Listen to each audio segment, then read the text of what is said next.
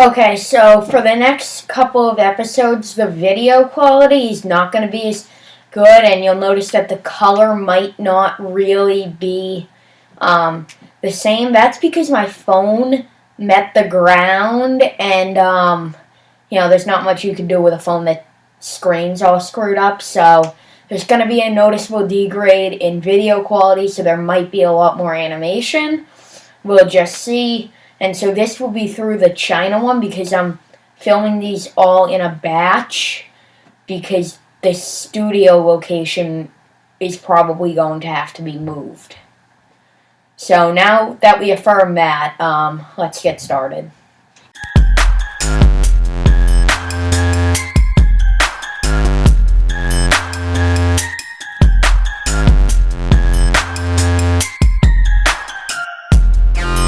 Welcome, and it's time for the Olmecs and the Mayans. The Olmecs first, 1600 to 400 BC. Giant stoneheads! So anyway, the Olmecs, their civilization was only discovered in 1840 AD, more than 1480 years after their demise. They were in the Gulf Coast region of Mexico, the Yucatan Peninsula, where they get 100 inches of rain and there's a lot of rainforest. Most experts wonder how the heck they survived with that much rain because it would have put a damper on agriculture. But the area was resource rich, and the Incas built thriving communities around these rich resources. They had cities like San Lorenzo and La Venta, and yes, we'll actually go in depth on the giant heads. So anyway, the giant heads were carved out of stone and they were rolled on logs and rafted along waterways to the city of San Lorenzo, where they were discovered in 1840. And the other city I mentioned, La Venta, they have a 100-foot tall tomb, a lot like the Great Pyramid, which we discussed last week with Egypt, and it is thought that perhaps it is the tomb to a ruler, but we don't know. Until recent years, we thought they were very secluded, but recent evidence is starting to point to the fact that experts think that they were, quote, and I quote, prosperous people who directed a large trade network. And since we're sort of glazing this over, San Lorenzo fell in circa 900 BC. Circa means around, a lot of time, especially up until real modern history. Most of the dates I'm saying are circa because most of these civilizations weren't that great with records. So anyway, San Lorenzo was destroyed circa 900 BC. La Venta destroyed circa 400 BC. They fell. They lasted for 2,200 years, which is the current record for a civilization ruling itself, because Egypt was technically ruled by a lot of propped up dynasties. So 2,200 years for the Olmec. So it's time for the Mayans, and later on you are going to get to hear me rage about my favorite lie of all time, the History Channel. So anyway, you know how we talked about how the Incas set the record for longest self-ruling civilization? Yeah, Mayans just broke that. 4,000 years. 4,000 years, there's your record. And until we get to, I think, China, that's what the record's going to be set at. So anyway, the Mayan. Pet peeve of mine when it comes to the Mayans. Mayans is an adjective, i.e. the Mayan language. Maya is both singular and plural. So you'd say the Maya people, or you'd say a Mayan monument, the Maya people, a Maya king. So you could see I already made errors with that. I'm going to try to stick to the correct forms, but if I slip up and say Mayans, just know that I mean Maya. And maybe I'll put the word over. So anyway, they were the only known fully developed written language in pre-Columbian America. Pre-Columbian means before Christopher Columbus, who you might have heard of. He came to America in 1492. The Mayans were heavily influenced by cultural diffusion in the region, and so anyway, their civilization resided mostly in Guatemala, but also in Belize, Honduras, and parts of southern Mexico. Until 100 AD, not a horrible amount is known about them. So, in fact, for most of their existence, we don't know a horrible amount about them. Their highest point was 8,200 to 900. They had an empire. They built temples. Their population was in the millions. They created the step pyramids like the Chichen Itza, which I like for the funny name, but you've also seen.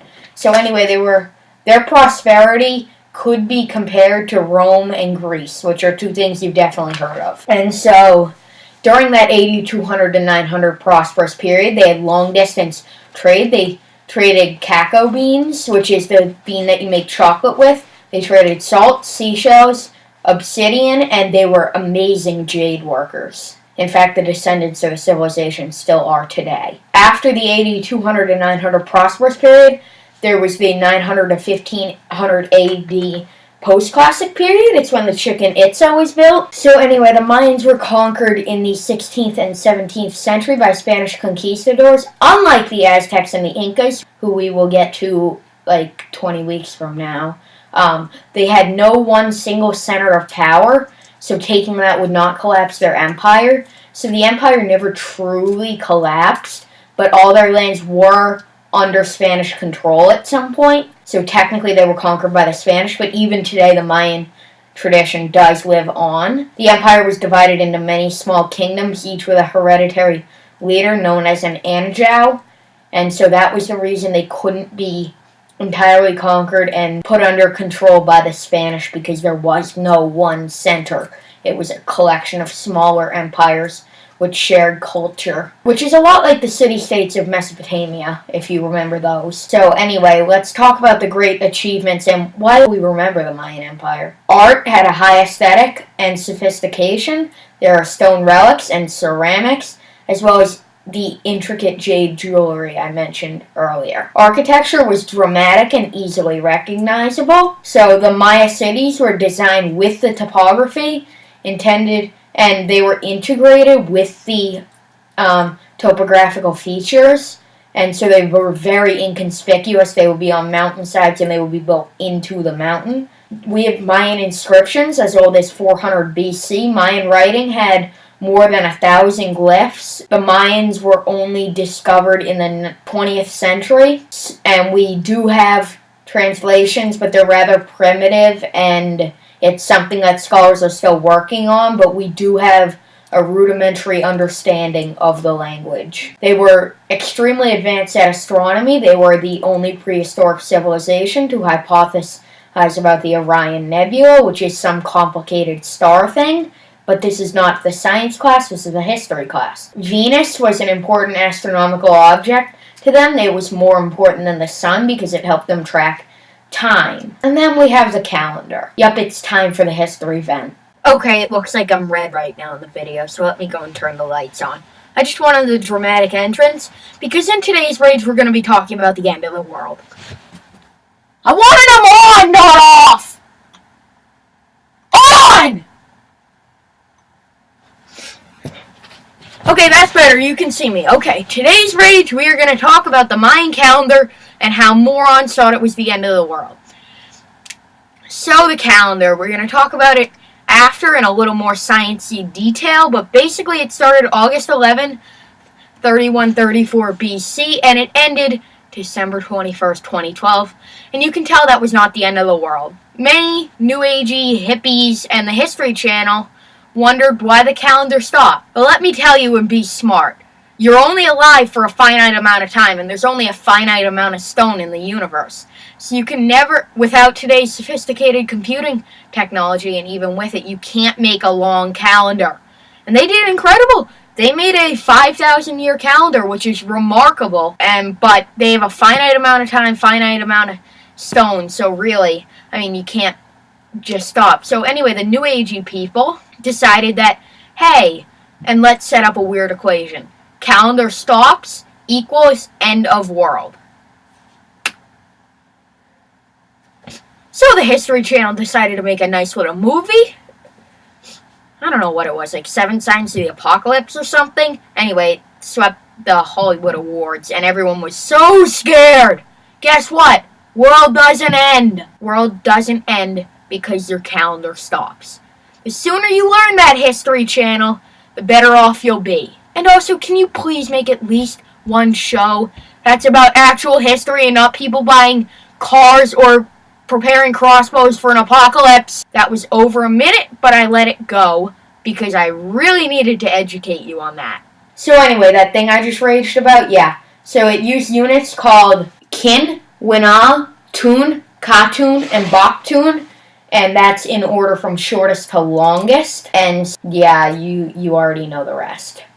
And so they were polytheistic. They had many gods. They had an intricate tapestry of gods and their relations. So anyway, they were polytheistic, and they were a great, great civilization. And I know I've mentioned it a couple of times, but they still live on. Most people in the Guatemalan lowlands and highlands are Mayan descendants. They all trace their heritage back to Maya, and they carry on traditional custom. Their clothing is very colorful, and most of them are farmers under control of large companies, and they farm bananas and other fruit that can grow in Guatemala's tropics. Thank you so much for again putting up with me on I Need to Know About World History. I'm not going to go about the made possible by. You already have memorized it by now, I'm sure. But anyway, that was a special episode because I know a couple of Maya people. And anyway, I was talking about the intricate weaving patterns of the Mayans. Here's an example. So yeah, there's that. See you next week for the Indus Valley, which you haven't heard of. Tell me you've heard of China, which is the week after.